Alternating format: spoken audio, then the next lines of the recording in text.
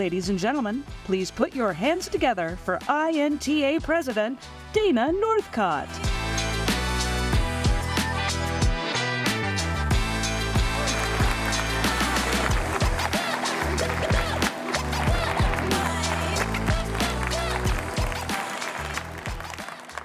How can championing sustainability efforts build brand value? Any ideas? There are brands here in this room that have made sustainability a core part of their business. They're innovating in ways that serve eco-conscious consumers and future generations. This will be one of their legacies. There are also brands in this room that have discreetly implemented sustainability initiatives, making positive environmental impacts outside of the public eye. There are brands here in this room who have absolutely no idea where to begin, because the sustainability space can seem so big and mean so many different things to different people. And there are law firms in this room who may be wondering how this applies to them. Regardless of where you are in your sustainability journey, corporate social responsibility, or CSR, is no longer the icing on top of a great product or service. It's an imperative. Sustainability reporting has become mandatory in several jurisdictions, the same way that financial reporting and other legalities are. Sustainability reporting establishes important parameters for consumer trust, value, and the reputation of a company's brand. And consumer perception of sustainability is becoming increasingly important, and with that growing significance, it drives brand value. All of us, in-house or outside counsel, have a fiduciary duty to the brands that we serve through our IP representation. But regardless of that legal duty, everyone in this room cares about brands. We create brands, we clear brands, we protect brands, and we stop bad actors who abuse brands. The work that everyone in this room is doing is integral to growing brands. We strategize around increasing brand trust. And the brand trust of today's generations is, and with good reason, closely linked to the consumer's perception of the level of the brand sustainability. It is a pleasure to be with you here in Atlanta. In terms of Atlanta's brand, as you heard from Auma, the city in the forest is doing incredibly well on that front. The Mayor's Office of Sustainability and Resilience has 3 goals to: 1, make Atlanta 100% clean energy by 2035. 2, reduce greenhouse gas emissions by 40% by 2030. And 3, provide fresh food within walking distance of 100% of people live here by 2030. And as we spend the next few days in dialogue with everybody here in Atlanta, I want us to not only think about this question, but to find those who can help answer it. How does sustainability add to brand value? We have a generational opportunity to influence our businesses or law firms to meet one of the most important challenges of our time. And as brand owners, managers, and IP legal professionals, we are in the unique position to meet this challenge head on. This isn't a new message. Sustainability is an important part of INTA's 2022 to 2025 strategic plan and is now infused into INTA's DNA.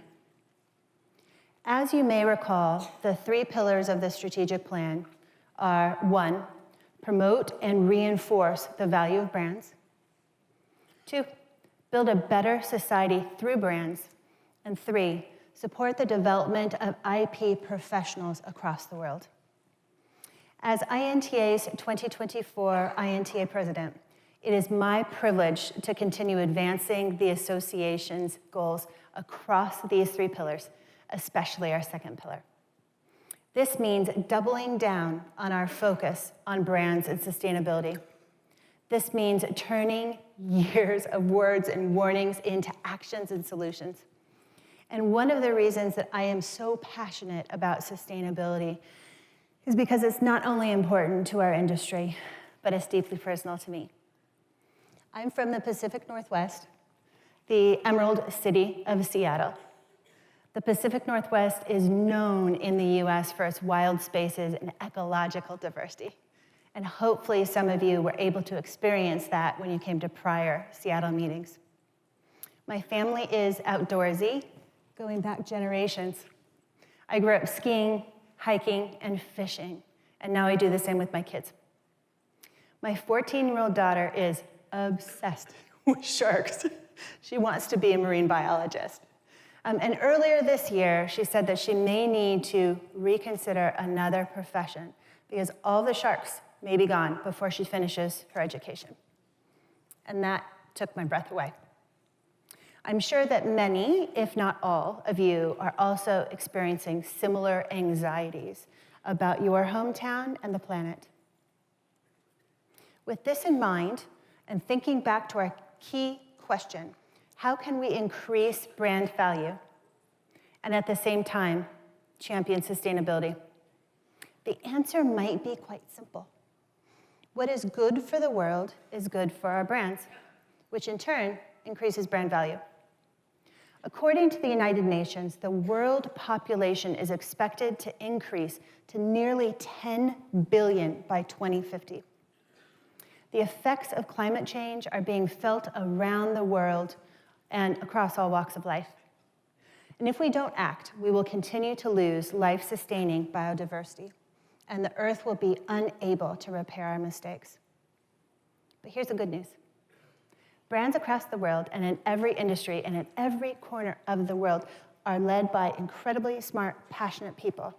They are contributing to solutions to contain and even reverse the negative impact that we have had on our planet.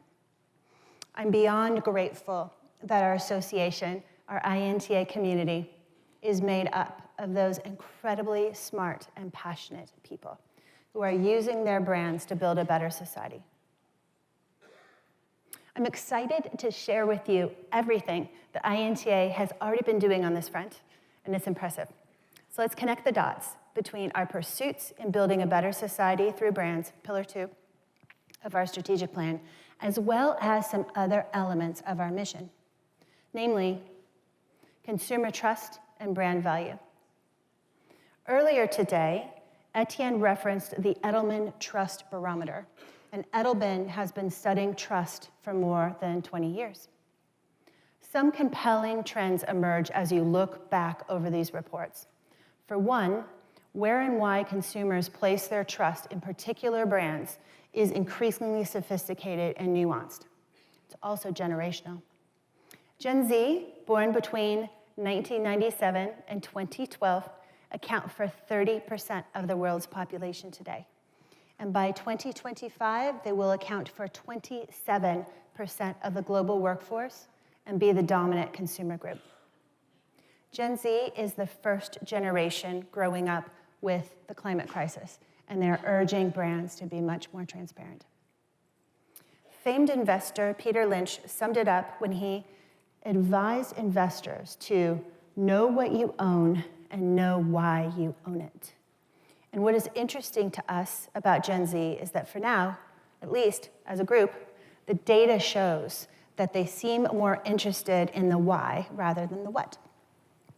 Most Gen Z shoppers prefer to buy sustainable brands, and most are willing to spend 10% more on sustainable products. Why? Because 3/4 of Gen Z consumers state that sustainability is more important to them than brand names.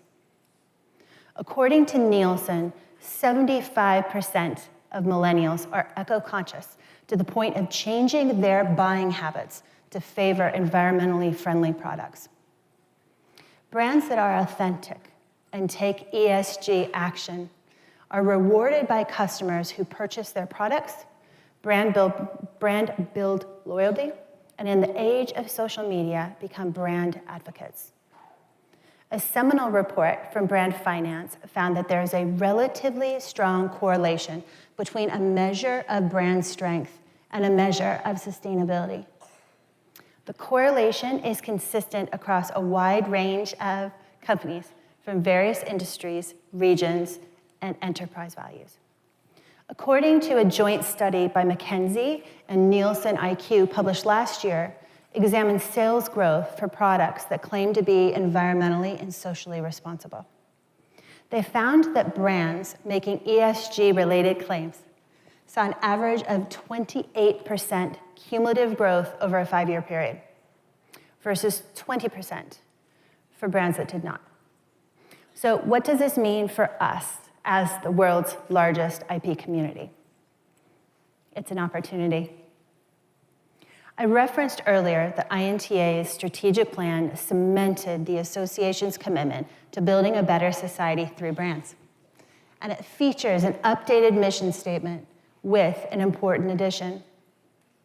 We're a global association of brand owners and professionals dedicated to supporting trademarks and complementary IP, to foster consumer trust, economic growth, and innovation, and committed to build a better society through brands.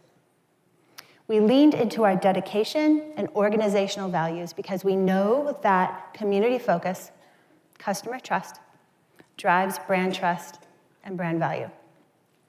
Guided by our mission, INTA is concentrating its efforts in numerous areas, but I want to call out 4 specifically. Number 1, we're promoting DEI in the global IP community and beyond. Under INTA President Ayala Deutsch, we formed the Women's Leadership Initiative. It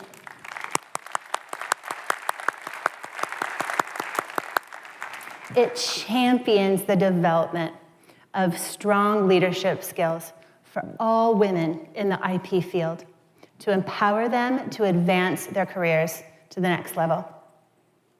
And under INTA President Tiki Dare, we formed a DEI Council. This council advises INTA's president and the CEO on DEI initiatives, including our efforts to promote the association's role as a thought leader for brands and the IP profession, contributing to a better society for all.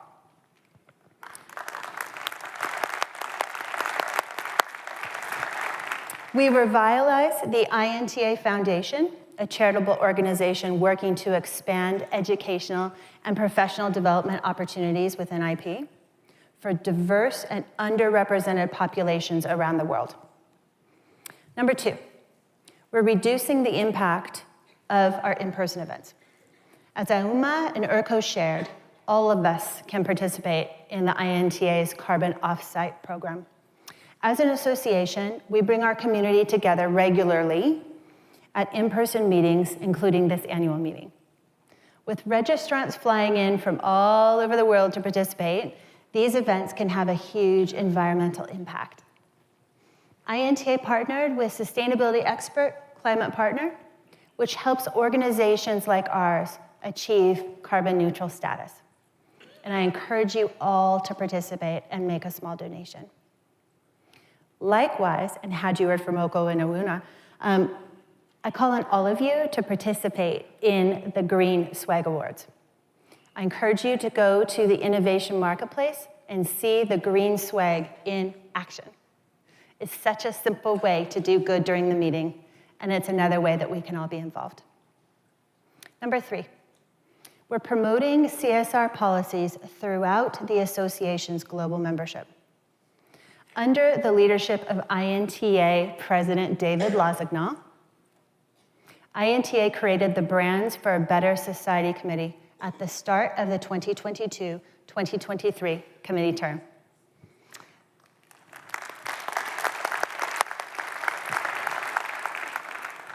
They are leading almost all of our initiatives on this front, and their mandate is growing, as is our approach to CSR. At the start of the current 2024-2025 committee term, the committee was renamed to the Brands and Sustainability Committee and moved from the communications group to the advocacy group. The effect of this renaming and movement within the INTA's committee structure is to shift the focus to sustainability and not just communicating about it, but advocating for it. And their work has begun in earnest. In February, INTA hosted a stakeholder dialogue in Brussels focused on the theme of brands in a sustainable world. The event comprised of 2 panels, each addressing different aspects of sustainability and brand enforcement, and the challenges faced in integrating sustainable values and processes into brand identity. Namely, the sustainable destruction of counterfeits, and sustainability and the circular economy, and how to best position brands into the future. And in April, sustainability was the overriding theme for an INTA delegation to Europe, where I joined Etienne and Chief Policy Officer and former INTA President Heather Steinmeier in meetings with key stakeholders to address policy issues that matter to our association. And finally, number 4, we are raising awareness among consumers about the dangers of counterfeit goods and around the positive roles of brands in society. This happens primarily through the Unreal campaign, our awareness-raising campaign dedicated to young consumers and educating them about the value of brands and the dangers of counterfeit products and the effects that they have on sustainability, importance, and impact. Our Unreal campaign and other volunteers are the backbone of this initiative, with reaches students in schools, at youth organizations, and virtually. Since its inception in 2012, we've engaged close to 90,000 young consumers in 57 countries.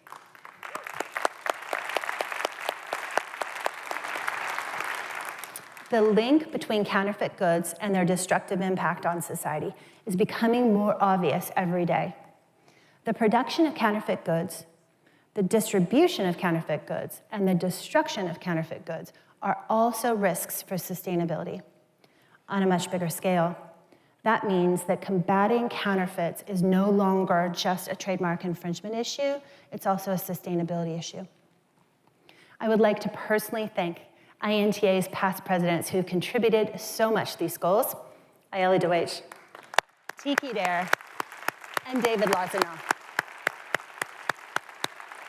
Thank you for the lasting legacy that you have helped build in creating brands for a better society. And I would like to thank, personally, each and every member of the INTA community and INTA staff who've contributed so much to these amazing initiatives.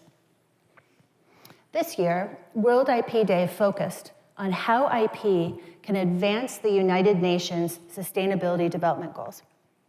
And to celebrate this occasion, INTA's Brandon New podcast interviewed WIPO's Edward Kwakwa. He discussed the WIPO Green Initiative, and the WIPO Green Initiative is a database that connects people looking for green technology solutions with those who provide such solutions. And it includes 130,000 green technologies and is helping contribute to the fight against climate change by facilitating the transfer of green technologies. Another way that brands around the world can show their commitment to addressing climate change is by signing up for the Climate Pledge. In 2019, Amazon and Global Optimism co-founded the Climate Pledge, and since then, 494 signatories have joined. So many brands are already taking action in their commitment to reach net zero carbon emissions by 2040, which is a decade ahead of the Paris Climate Agreement. And some companies have audacious goals to reach even further. I can share with you that at Amazon, we are on a path to powering our operations with 100% renewable energy by 2025 as part of our goal to reach net zero carbon. Our Amazon Web Services business made a commitment to be water positive by 2030. We'll return more water to the communities and the environment than we use in our data center operations. If your organization has not yet signed up onto the Climate Pledge, I encourage you to consider and join these efforts. Now, I want to share one final initiative. Each year, every INTA president convenes a task force during their presidential year. Each of us choose issues which we care very deeply about and that we feel strongly are relevant to brands, how they serve legal practitioners, and serve the association's strategic objectives. And this year, I convened a presidential task force focusing on the link between brand value and sustainability. The task force is researching the effect of greenwashing and green hushing on brand value to provide INTA members with information and insights about the risks and advantages of communicating a brand's environmental, social, and governance strategies. ESG. There are 3 work streams. The first is looking into analyzing current or expected legislative trends and focusing their obligations on other ESG initiatives. The second has created a survey for right holders to establish how and to which extent they communicate their ESG initiatives and policies, and what effect this communication has on their brands. The third is reaching out to other organizations to get feedback on consulting strategies around ESG.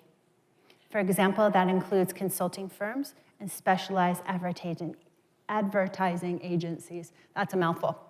At the helm of the task force are 2 inspirational and visionary leaders, Adwa Anim and Milan Mavokovic. I admire their curiosity, their passion, and their dedication, and the association is very much looking forward to reviewing the task force report by the end of the year.